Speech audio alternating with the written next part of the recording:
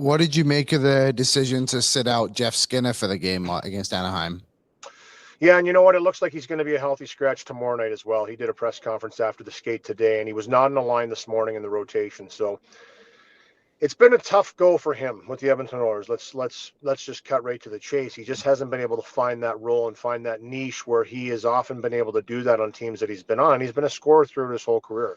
So if you're not providing that offense on a regular basis and you're not finding that consistent ice time, it's not just about putting the puck in the net, though. I don't want to just put it all on that, because he has actually, in the time that he's had on the ice, he still does produce, right? He's an offensive player, very gifted. It's about the other details of the game. I'm going to tell you this right now. He's not a fourth line guy. I'm sorry. It's almost an insult to fourth liners. And I don't mean that disrespectfully. The game has changed and the fourth line's not the same as it has been. But look at the damage that was done in the last two games from the Los Angeles Kings and the Anaheim Ducks from the third line, respectively, of each team. Right? It's the, third and fourth lines now, they're big, they're strong, they can cycle, and they work off that cycle and they grind you into a pulp. If you're not that kind of a player, and he has been a scorer throughout his career, he's used to getting the puck in certain situations. He's used to being in, shooting positions on the ice. It's really hard and I'll reverse it and say, for me as a fourth liner, to throw me up on the top line and say, hey, I want you to go dangle with Connor McDavid, it's really difficult. Almost impossible. I know what I bring to the table. I'm a big guy. I can do it like a Pod Colson's doing on Draisaitl's line. Hold the puck, make little plays, get to the front of the net, create space. That's all the things you can do. If you're expecting me to toe drag, make backhand sauce passes, we got a real problem here. For Jeff Skinner, I don't expect him to go out there and be a mucker grinder. And that's what he's trying to do right now in that position.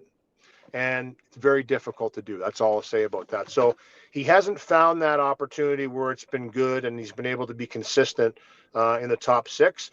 He handled it really well today. And I thought in his press conference, he just said, listen, I'm going to work on my game every day, try and become better. This guy's been around for a long time. He's scored a ton of goals. He's not that far off of 400 goals in this league. So he's put a lot of pucks in the net. And a guy that's done that throughout his career, can he get it back and can he kind of go, okay, what do I need to do to change here to be a little bit more effective in situations? I thought there was a few games where he came out, brought that grittiness, went to the hard areas. And I think that's kind of what they're expecting from him on a nightly basis. A little stronger on the walls, not turning pucks over, making sure you're making good plays with that puck. That's what you have to do. You have to be consistent in that regard. Hasn't been the great start for him, though, and there's just no question about that. When you look at the lineup, you've got the only right-handed centerman in Derek Ryan who got injected back in the lineup in Anaheim. He was excellent on the face-offs early in the year. I know the conversation is he undersized for a fourth-line centerman. Absolutely. He is. And I think that's probably an area they're looking to upgrade on. But for Derek Ryan, got away with a pretty good elbow early in the game yesterday in Anaheim. He wants to stay in the lineup. He's going to go out there and do whatever is necessary to stay in that lineup. That's how he survived in the National Hockey League. Starting at 29 years of age, he's played 600 games. That's pretty incredible. I think that's fantastic. So, you know what?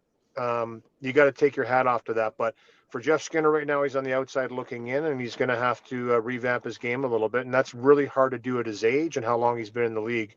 I'm not sure he can, but I'm not going to count him out. A guy that scored as many goals as he has.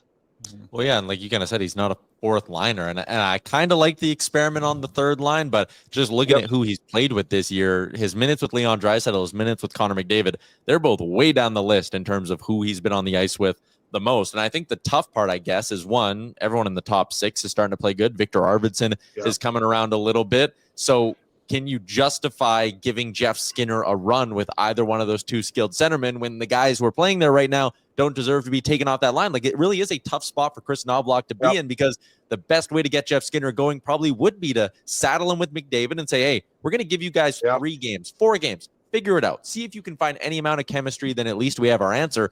But you just can't justify it with the way the other guys are playing. What's up, Nation citizens? If you like that video, then you need to be subscribed to the Oilers Nation YouTube. Podcasts, live shows, exclusive interviews, and analysis. Everything you need from your favorite voices at Oilers Nation. And you don't want to miss any of it, so hammer that subscribe button.